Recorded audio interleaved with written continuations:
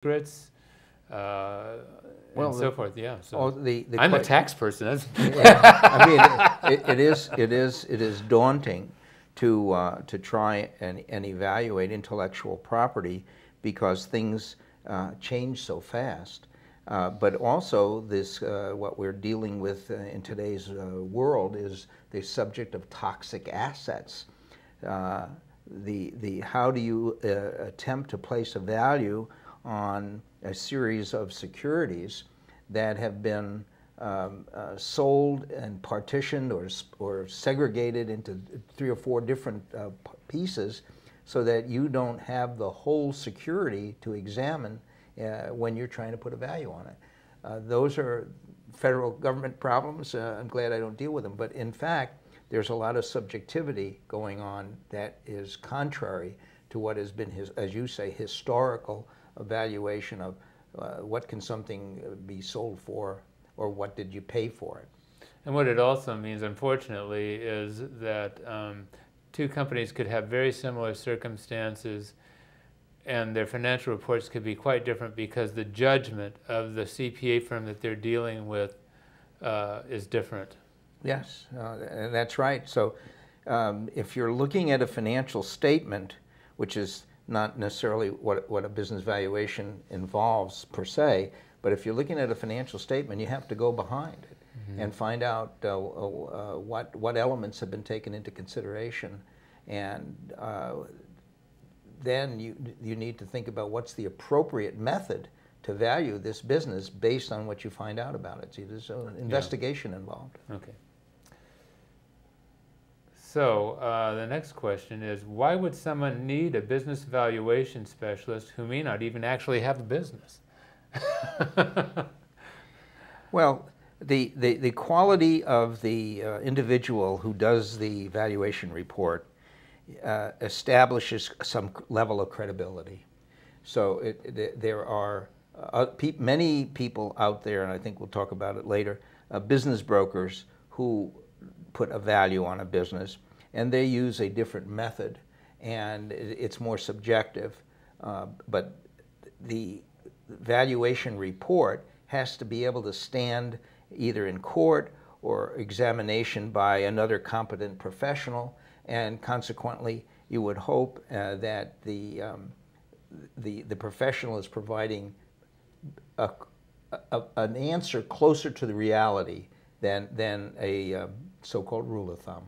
Mm-hmm, mm-hmm. The other thing, though, related to this, and maybe what I was alluding to, is in the estate planning area, and talking about business valuation adjustments, or maybe we should say just valuation adjustments related to properties, things like tenancy in common. Okay, so it's just a common way of owning property together in undivided interest. So I own 50% and you own 50%.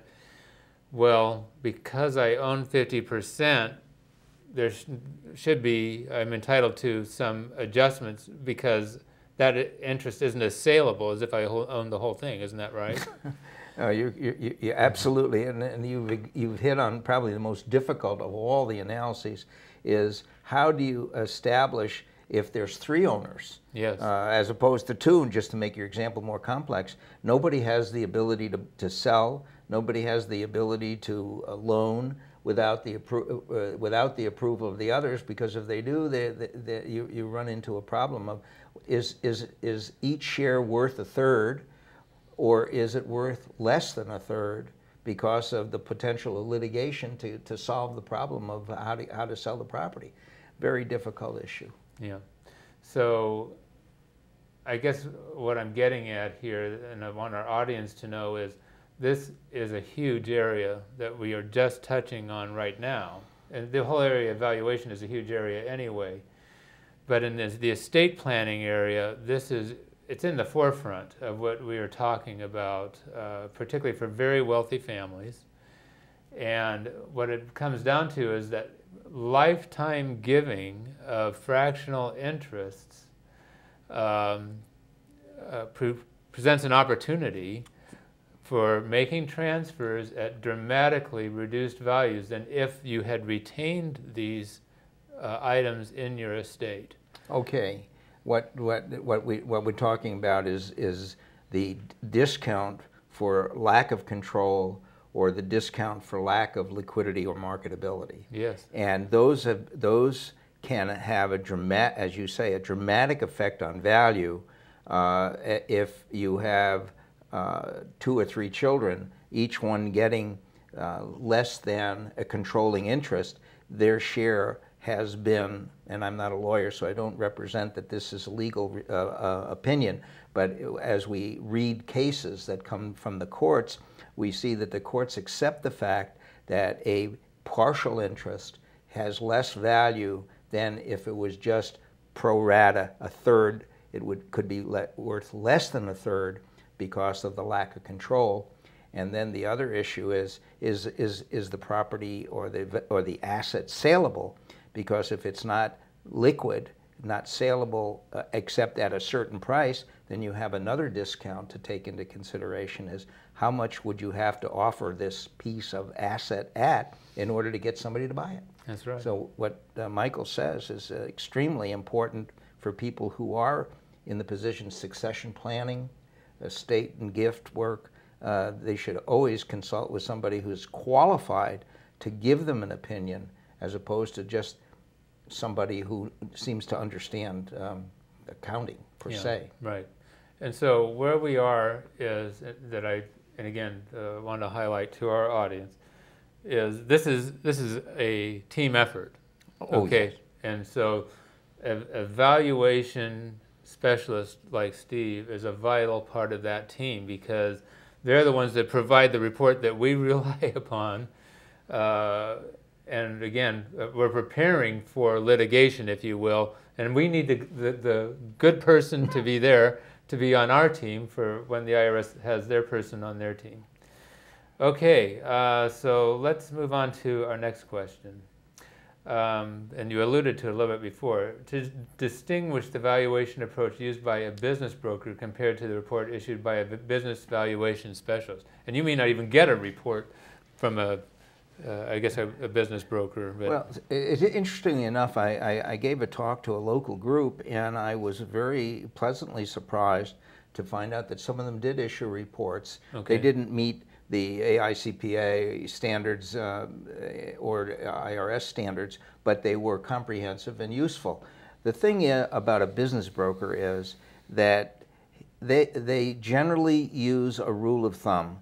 If they're experienced, they know that there's a different pricing structure to buy or sell a pizza restaurant than there is to a roofing company. Mm-hmm. And they also know the locale, because they're local for the company that they're working with. And so they have an idea of the competition, they have an idea of the risk, and they don't use the same terms as we do, but they generally, the rule of thumb for a business broker is, if something is really valuable, it might sell for 4.5 or 5 times the seller's disposable income, where if it's chancy, risky, it might sell for 1 or less than 1 time income. Whereas we have to, as appraisers, business appraisers, we develop a risk rate based on certain methods. And the answers may be the same, but we have an opportunity to justify our position, as opposed to saying, I think it's worth 2 times net. Mm. And that it leaves you wide open for criticism later on. I think there's another thing that maybe we should mention a little bit, and that is, and I've told you that I've actually interviewed a broker here on the show before, but what it comes down to is what your study develops is an estimate of the fair market value for the marketplace. But this buyer may be willing to pay a totally different price, maybe significantly more, yes, than the value that you develop, because of the fit with their business, because of a technology, because it's a competitor that they want to take out, yep, or whatever. Yes. It's called